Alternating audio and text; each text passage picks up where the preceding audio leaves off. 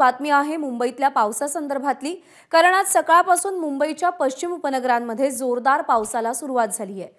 अंधेरी, जोगेश्वरी, गोरेगाव, मालाड, कांदिवली, बोरिवली, विलेपार्ले, सांताक्रूज, वांद्रे परिसरात पावसानं जोरदार हजेरी लावली आहे आणि असाच पाऊस सुरू राहिल्यास सखल भागांमध्ये पुन्हा एकदा पाणी भरू शकतं।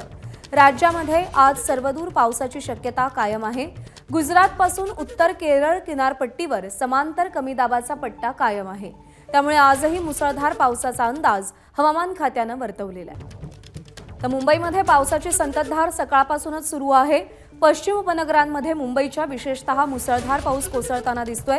सांताक्रूज, वांद्रे, मलाड या संपूर्ण परिसराला पावसानं झोडपून काढले आणि पाऊस असाच सुरू राहिला तर सखल भागात पाणी साचू शकतं। तर राज्यामध्ये सर्वदूर पाऊस पडतोय। रत्नागिरी, सातारा, भंडारा, चंद्रपूर, गडचिरोली, गोंदिया या जिल्ह्यांमध्ये अतिवृष्टी होऊ शकते।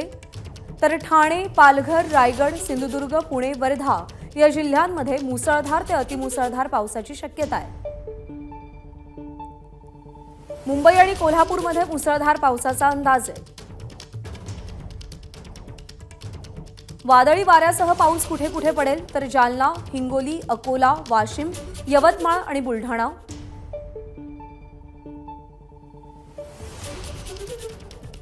या जिल्ह्यांमध्ये वादळी वाऱ्यासह पाऊस पडेल असा अंदाज आहे।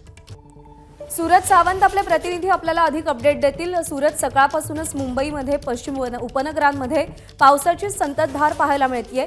आज दिवसभर मुंबईत आणि राज्यात पावसाचं काय चित्र असू शकतं?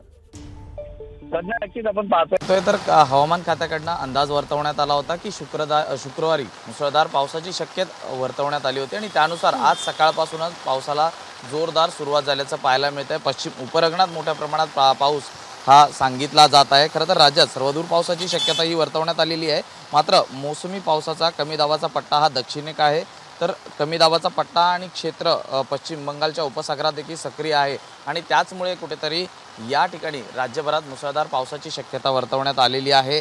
अद्याप तरी कुठेही वाहतूक ही विस्कळीत नाही आहे। रेल्वे प्रशासनाकडून देखील तसंच सांगण्यात आलेलं आहे।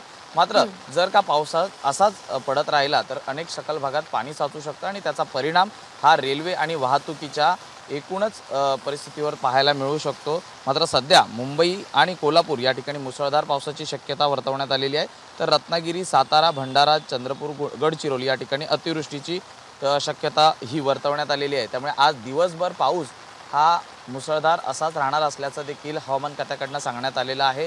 काल देखील अगदी काही ठिकाणी मोठ्या प्रमाणात पाऊस पडला नसला तरी हवामान खात्याचा अंदाज हा कुठेतरी चुकला होता।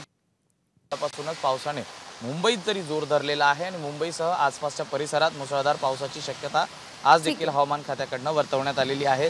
आज खरं तर शनिवार असल्यामुळे अनेक लोक ही बाहेर पडत असतात आणि त्यामुळेच प्रशासनाने अशा नागरिकांना विनंती केलेली आहे की पावसाचा अंदाज घेऊनच पावसाचा अंदाज घेऊनच घराबाहेर पडा असं आवाहन आहे, कारण का बऱ्याच भागांमध्ये मुसळधार पाऊस कोसळतोय आणि याचा परिणाम रस्ते वाहतुकीवर, रेल्वे वाहतुकीवर होईल असाही अंदाज आहे। सूरज, धन्यवाद दिलेल्या अपडेटसाठी। एबीपी माझा, उघडा डोळे बघा नीट।